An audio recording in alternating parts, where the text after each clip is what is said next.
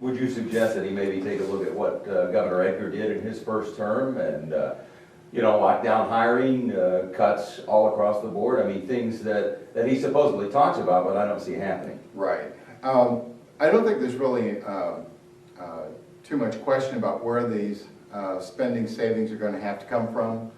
First and foremost, they're going to have to address the public employee pensions and the public employee health care system. They're going to have to address Medicaid costs because Medicaid cost is the single largest part of the budget and is also the fastest growing part of the budget. They probably ought to be looking at corrections because that's another major component of the budget. So they don't have a lot of choices of where they need to put their energy. Most of the other aspects of the state budget are relatively small in proportion to the overall budget. So they need to put their attention where the high costs are. Well, how do you take the public pension system and change it midstream and alter what's going on with the people who've already retired and the people that are getting ready to retire? You know, the actions are not going to be popular. They can't be popular with the current public employee union members. They cannot be particularly popular with retirees, and quite frankly, they can't be popular with people who are dependent upon government services.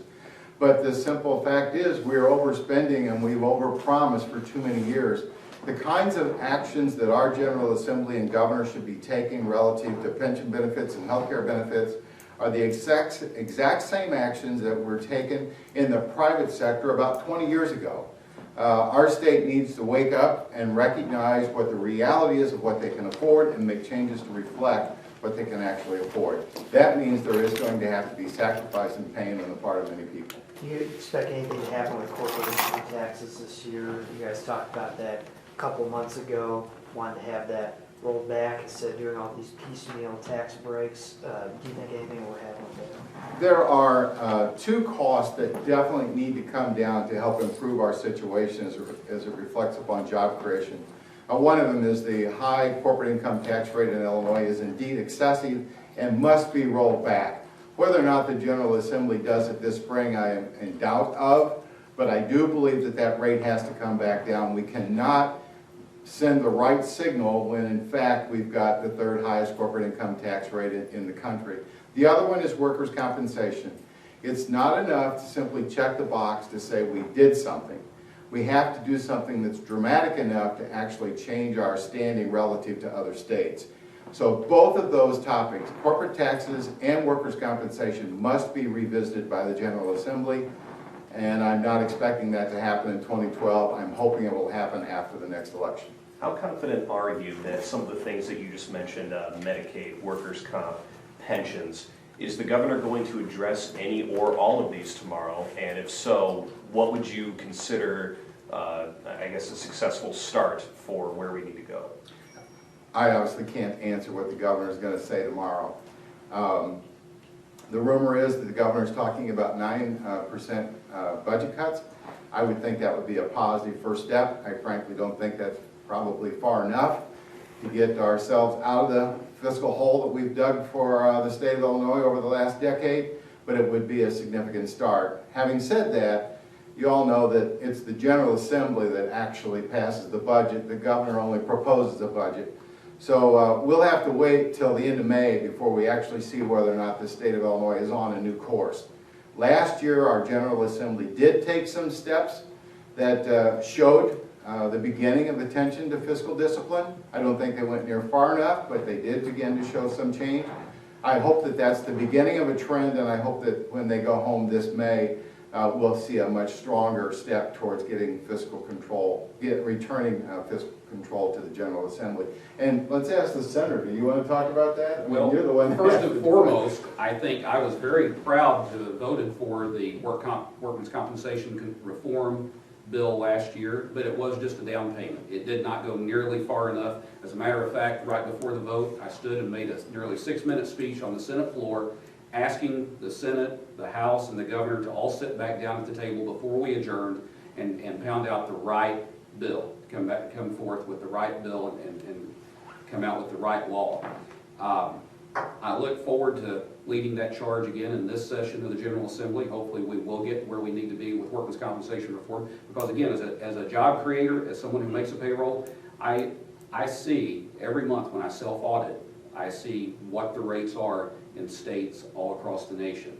And I see that we pay anywhere from 100 to 400% more for the same classifications, the same work codes than my colleagues do in other states. And so how on earth can we be competitive in Illinois when we are paying a 100 to 400% surcharge on just the right to do business when it just comes to that one line item, workers' compensation? And Medicaid, I think, is the number one issue we need to tackle. It is the single largest line item in the budget. The General Assembly actually had previously enacted some Medicaid reforms that have not been enacted, and we are hearing rumors. Again, I won't purport to know what's going on in the governor's mind or what he's going to say tomorrow, but we are hearing rumors that he's ready to hopefully engage and start enacting some of those reforms. And if we would just enact those reforms, if we would just do what the Auditor General, Bill Holland, we have an Auditor General here in the state of Illinois, and the man actually, and his staff actually do a pretty decent job. They do a very good job.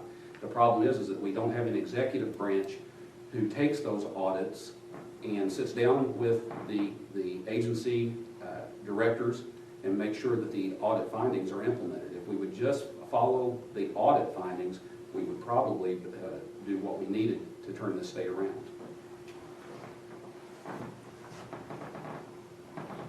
So let me just say one more thing. I gave you all a copy of this card. Later this week, after the budget message is delivered, we will be sending a letter to every candidate for the state legislative office, a letter that talks about our Illinois jobs agenda, and we're including a card in the letter. It's a pocket card. It's got speaking points in it. We hope that they will carry them with them as they travel around their districts to campaign, because this is what they need to focus on. The single most important issue facing the state of Illinois is growing our economy and putting people back to work. We can't have 600,000 people out of work. We need an unemployment rate that's below 5%. If they will pursue these ideas, I believe that we will seriously tackle our unemployment problem. Secondly, we lay on the back of this card factoids. We list 14 what I consider to be miserable factoids about Illinois' standing vis-a-vis the rest of the states in the nation. This needs to be the measure, and we need to measure success against how bad we are today and where we want to be at the end of the decade. So I think it's important that we see movement in every one of these issues. Everything from unemployment to high school graduation rates to our business climate, cost of doing business kinds of issues. And if the legislators will look at these and then make decisions that are directly related towards addressing these points, then we will begin to see real progress. So we're hopeful that this letter will be well received by the legislators and the candidates for office, and the public debate in Illinois will grow. I'm really pleased that Caterpillar CEO and Chairman Doug Oberhelman made the statements that he made about Illinois' competitiveness, because I think he is giving a message to all business owners in the state, whether you have 4 employees, 40 employees, or 40,000 employees. If you're a business owner in Illinois, you need to engage your local elected officials and talk about creating a jobs agenda to move forward. I think that his speaking out on this subject should give courage to every citizen in our state to say, we're tired of our past experience, we want a bright new future, and here are things that we can do to change the future in Illinois. Does it instead do the opposite? And does it instead make companies not want to come here? Because if businesses that are located are here constantly complain and say it's not good enough, it's not okay, that change, we're all right with it, but it wasn't enough, does that make companies say, why would I want to go to Illinois? No, because what you have to do, it's just like being an alcoholic. You got to recognize your problem, make a plan and work the plan, and get yourself back on the road to prosperity. And that's where Illinois is. We are a great state. We have a lot of fundamental, very positive features in our state. And I can talk about them at no end. The fact that we're the 5th largest state in the nation, the 3rd largest metropolitan area. We're in the heart of the country. Transportation is key to our success. All kinds of companies are here. We have great cities. We have great companies. We are industry leaders from agriculture to transportation, all positive. It's important that you recognize where your weaknesses are and then work on your weaknesses to move us forward. The people of Illinois need to be proud of our state, and the employers of Illinois need to be proud of doing business in our state. And the way we change that is we change the tone. that change the tone to say this is a state that is prosperous and successful, and we're going to be even better in the future. That's the message that we want to get across. And we want our government to be partners with the private sector employers so that we can grow together. If we were to grow jobs in Illinois, if we were to be a magnet for jobs in Illinois, a lot of these state discipline fiscal problems, whether it be the state government or local government, would begin to take care of themselves.